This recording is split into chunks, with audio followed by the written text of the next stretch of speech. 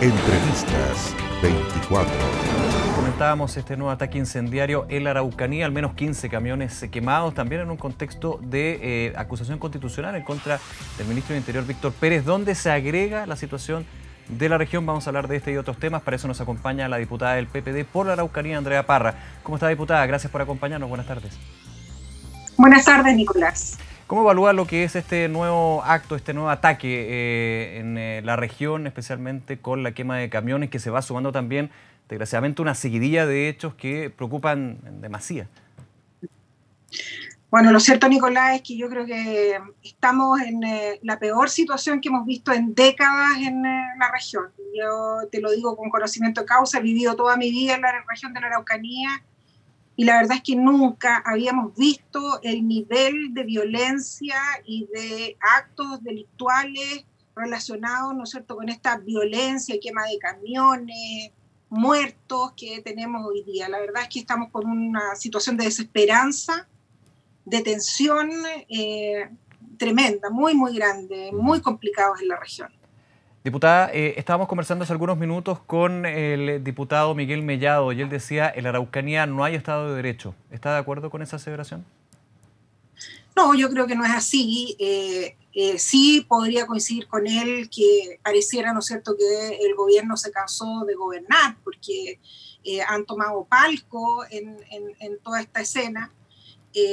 Su política de centrar toda la acción frente al conflicto mapuche y otras cosas más ha sido de solamente tomar la estrategia del orden público, y la verdad es que en vez de mejorar la situación ha empeorado. Entonces eso muestra una visión bien pequeña, digamos, de la compleja situación que vive la Araucanía, y que en definitiva no es solo una situación de orden público, por supuesto que se refleja de esa manera, pero minimizarla o señalar que no hay Estado de Derecho, la verdad es que ni yo, que soy opositora del gobierno, me atrevería a hacer una aseveración como esa.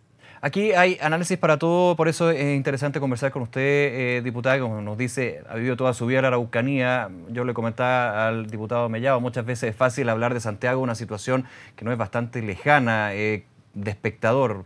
Y en ese punto, ¿cómo de alguna manera podemos, no voy a decir solucionar, porque es una aspiración que tenemos todos, por supuesto, pero sí ir encauzando un hecho que algunos dicen, a ver, aquí, ustedes dicen, no es solamente el orden público, hay también un tema político, pero en estos casos, y por lo menos la información que se maneja, son grupos pequeños que no tienen nada que ver con una reivindicación política. Está el robo de madera, han sido muy críticos los diputados y diputadas y parlamentarios generales de Chile Vamos por el no apoyar este proyecto del robo de madera, ahí donde se generan los hechos delictuales de violencia.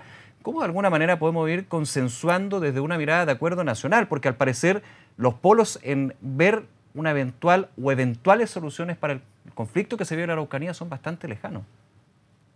Sí, lo que pasa es que yo creo, y en eso comparto contigo, que hay que salir un poco de las trincheras. Porque esto de intentar separarnos en buenos y en malos, en los que queremos al pueblo mapuche y en los que lo odiamos, o en los que queremos, ¿no es cierto?, violencia y los que no, es una cuestión súper, digamos, de caricatura. Eso no es real. Aquí en la región nadie avala la violencia. Lo que pasa es que cuando tú solo te abocas a solucionar el tema de orden público, no, además sin ninguna estrategia clara, porque la verdad es que, ¿cuál es la estrategia del gobierno? Colocar, no sé, un carabinero en cada esquina, invertir mucha plata en cámaras, y eso ya está demostrado, digamos, que no ayuda. Yo creo que este es un conflicto complejo, y como es complejo, hay que abordar varias aristas. Y la primera es que asumir, ¿no es cierto?, que tenemos grupos radicalizados actuando en la región con total impunidad. Y por lo tanto tiene que haber una estrategia y una mirada de enfrentar estos grupos radicalizados, primero que nada, aislándolos.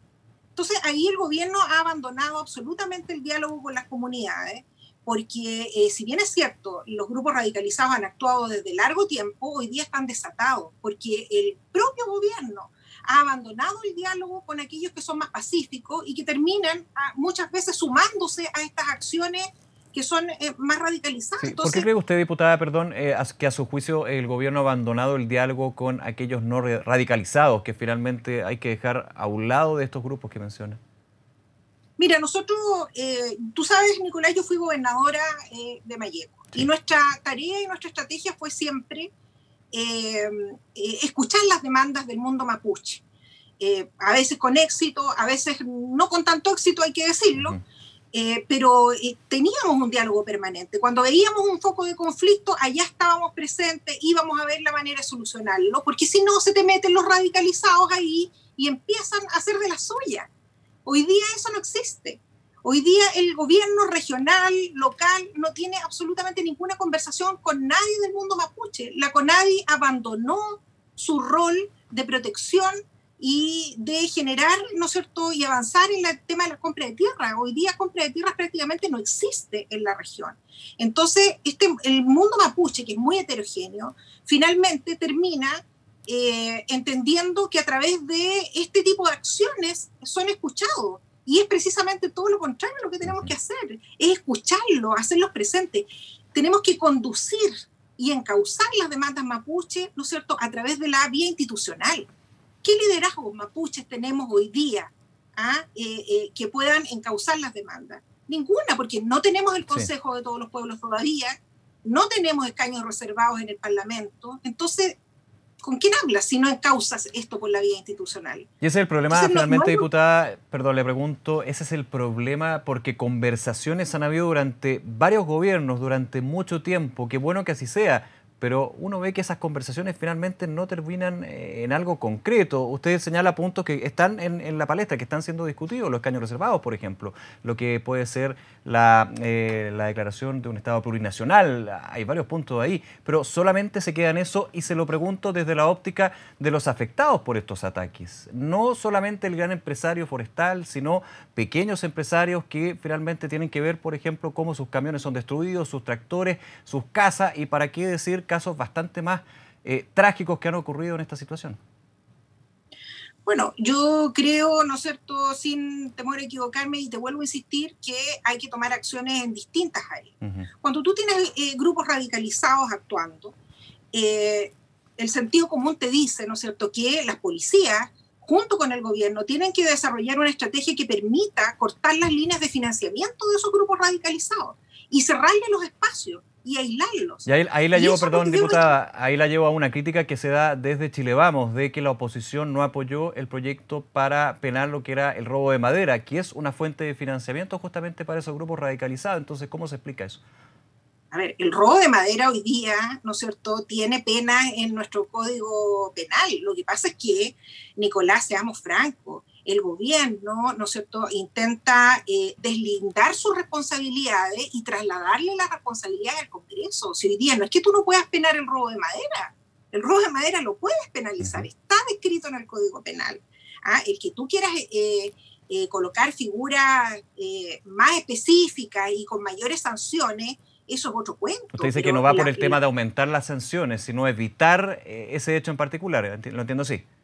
Pero evidentemente, y aquí hay que conversarlo, si finalmente el poder comprador siguen siendo las mismas forestales.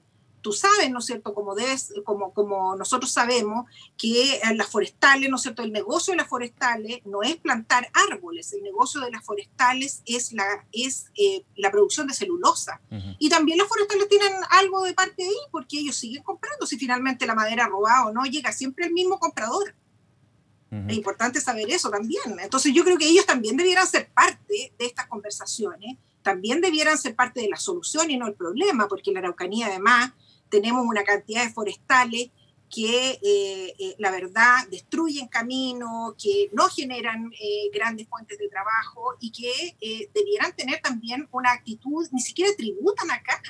Entonces tenemos una región pobre, hiperplantada con árboles exóticos, tenemos este conflicto. Yo creo que hay muchas estrategias que hay que hacer, pero para eso necesitamos un gobierno que gobierne, no lo que acaba de denunciar el propio empresario a quien le quemaron los camiones, que había denunciado al gobernador de Malleco estas amenazas que había sufrido y sencillamente no tuvo ninguna respuesta. Eso me parece a mí que es gravísimo.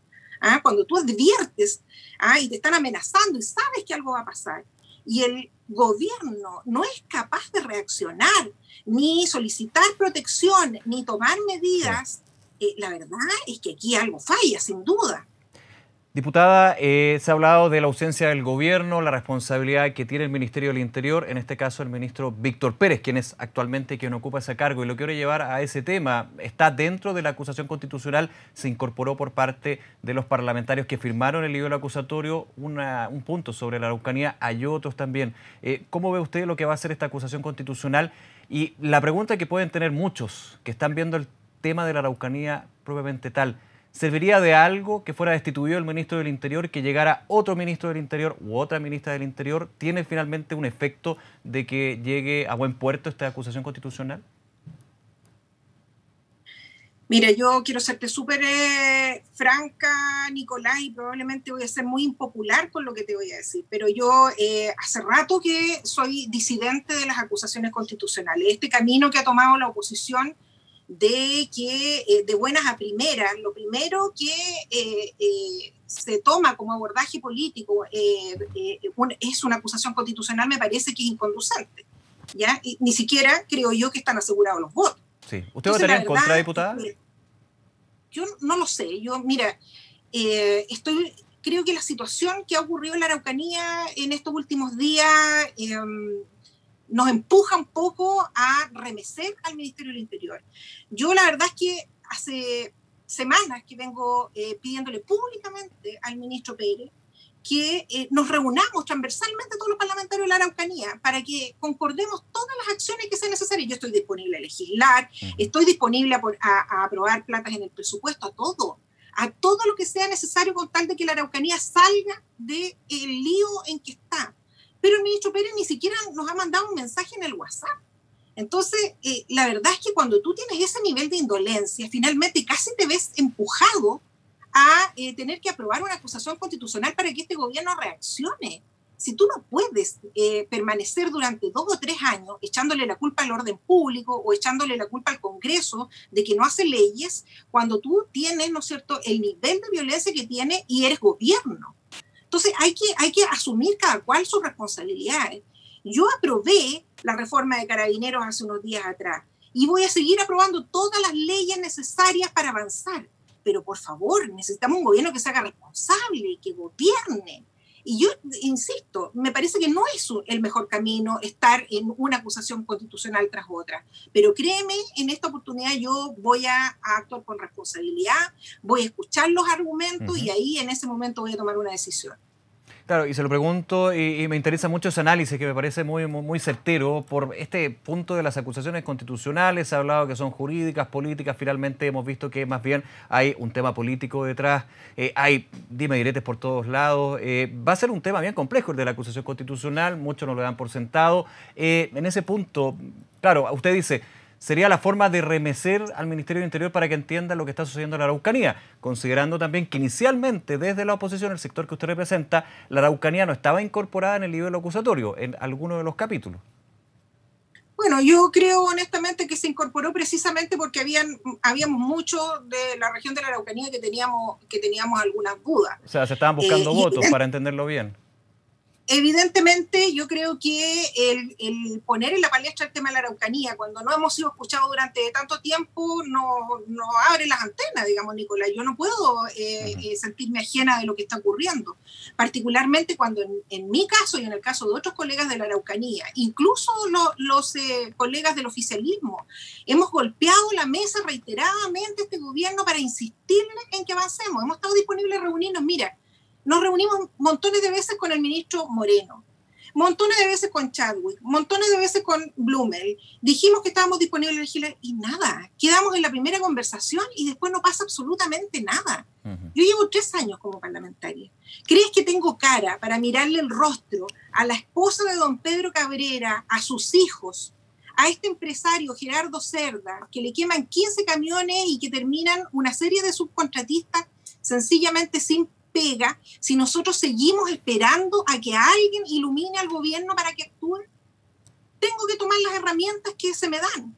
Y de verdad, yo no hubiese querido estar en esta situación de tener que aprobar una acusación constitucional, porque tú tienes razón. Si cambia un ministro tras otro, no vamos a tener resultados si no cambia la actitud del gobierno. Pero lamentablemente el gobierno nos encajona, nos pone en esta situación porque no nos escucha. ¿Qué más? ¿Queremos que la próxima semana muera otra persona? ¿Queremos tener más camiones quemados? ¿Qué es lo que tenemos que esperar para que el gobierno haga su pega? Diputada Andrea Parra, nuevamente gracias por acompañarnos esta tarde en Noticias 24. Que esté muy bien. Que estés bien tú igual. Hasta luego, gracias.